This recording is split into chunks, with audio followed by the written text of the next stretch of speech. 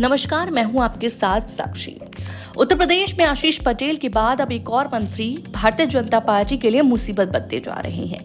आशीष पटेल के भाषणों को, बयानों को खूब सुना होगा। संजय निषाद जी, जो उत्तर प्रदेश की सरकार में मंत्री हैं, एनडीए का हिस्सा हैं, भाजपा के सहयोगी हैं, वो नाराज हो गए हैं। जी हां, संजय निषाद आजमगढ़ पहुंचे थे। वहां सर्किट हाउस में उन्होंने खूब बड़ी बड़ी बातें बोली। संजय निषाद ने कहा कि भारतीय जनता पार्टी विभीषण से घिरी हुई है।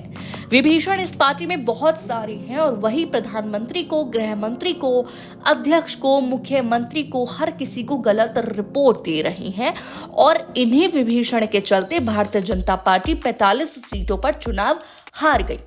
लोकसभा चुनाव में जो नतीजे आए, संजय निषाद उस पर खूब बोले और उन्होंने ये तक कह दिया कि उनके बेटे को भी इन्हीं विभीषण ने चुनाव हरवाया था। विभीषण लोग हैं ना, गलत सूचना दे रहे हैं। योगी जी को, मोदी जी को, अमित शाह जी को बिना आरक्षण के निषाद वोट दे देगा। वही लोग 43 सीट हारवाते हैं। वो चाहते हैं कि आरक्षण मिल जाएगा। डॉक्टर बहुत मजबूत बड़ा नेता हो जाएगा, अंबेडकर जैसा हो जाएगा। अब उसी चक्कर में 43 सीटें भाजपा उस समय अपने बीजेपी एनडीए को उन्होंने जितवाया। साथ ही बसपा सपा एक थी।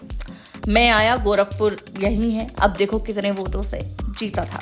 यहाँ पर संजय निषाद ये चीज बोल रहे हैं और साथ ही सिर्फ यही तक नहीं, उन्होंने आगे और चीजें कही हैं। उन्होंने बड़ा दावा भी कर दिया। उन्होंने कहा कि अगर इन विभीषण पर कार्रवाई नहीं हुई, भारतीय जनता पार्टी ने इसको सीरियसली नहीं लिया, तो 2027 में सरकार आना मुश्किल हो जाएगा। भाजपा का नुकसान उनके लोग, विभीषण लोग कर रहे हैं।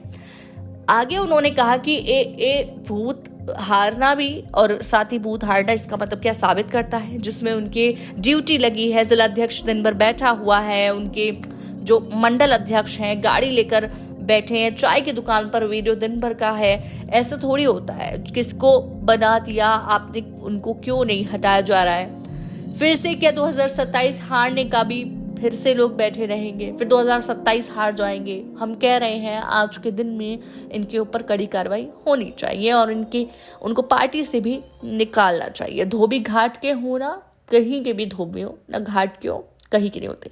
करेंगे यहीं पर जाके और राजनीति होगी। जैसे कि मोदी जी आए थे सत्ता में, राजनीति में, तो जब उन्होंने 2014 में ऐसे लोगों को हटाया था, तब वो सत्ता में आ पाए। दोस्तों, इसी के साथ संजय निषाद ने एक बड़ी मांग भी की।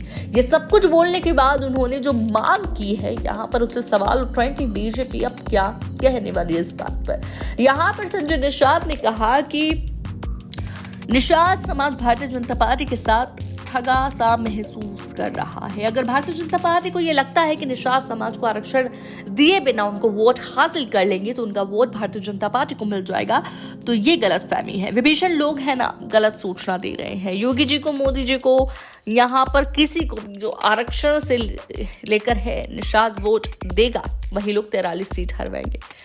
दोस्तों, संजय निषाद ने सीधे निषाद समाज के लिए भी, यानी कि मल्ला समाज के लिए आरक्षण की मांग कर दी है। और इतना ही नहीं, संजय निषाद ने यह भी ऐलान कर दिया है कि आने वाली 13 जनवरी को संजय निषाद एक बड़ी रैली करेंगे और उसी रैली के साथ निषाद समाज को, मल्ला समाज को आरक्षण दिलाने की जो कि उनकी मांग है, उनकी अपील है, उसको पुरजोर तरीके से उठाया जाएगा। यानी आशीष पटेल के बाद अब संजय निषाद के सुर भी बदले नजर आ रहे हैं।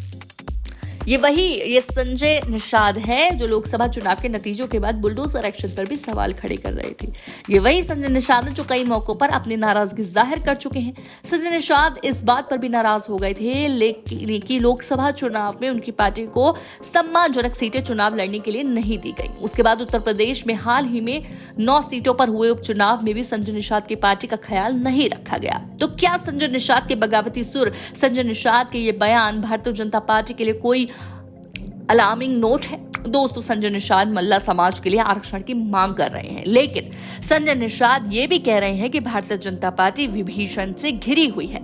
विभीषण लोग जो है ना, वो गलत सूचना दे रहे हैं। यानी कि योगी जी को, मोदी जी को जो भी सूचना मिल रही है वो गलत लोगों से मिल रही है, जिसका नुकसान उन्हें भुगतना पड़ रहा है। हालांकि निषाद ने खुलकर ये नहीं बताया कि उनकी नजर में भाजपा के अंदर विभीषण है कौन है जो भारतीय जनता पार्टी के नेताओं को गुमराह कर रहा है। वहीं संजय निषाद है जो आशीष पटेल के समर्थन में उतर गए थे। जब आशीष पटेल सरकार पर हमलावर थे, सरकार के अधिकारियों पर हमला बोल रहे थे, तो संजय निषाद ने भी उनके सुर में सुर मिलाए आशीष पटेल का समर्थन कर लिया। उत्तर प्रदेश में भारतीय जनता पार्टी के पास बहुमत है, लेकिन फिर भी वो सहयोगी दलों के साथ अपनी सरकार चला रही है। संजय निषाद, ओम प्रकाश राजभर, अनुप्रिया पटेल, जयंत चौधरी, ये वो तमाम चेहरे हैं जो इस गठबंधन में शामिल हैं।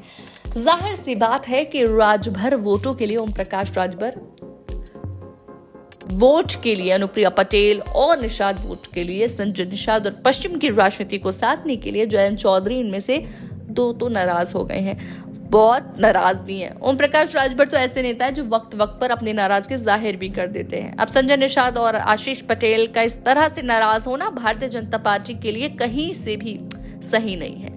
अगर ये दोनों सहयोगी इसी तरह से नाराज रहे तो इनका समाज भारतीय जनता पार्टी से अलग होना शुरू हो गया, तो 2027 का चुनाव भारतीय जनता पार्टी के लिए बेहद ही मुश्किल होगा, उसका सामना उन्हें करना ही पड़ेगा।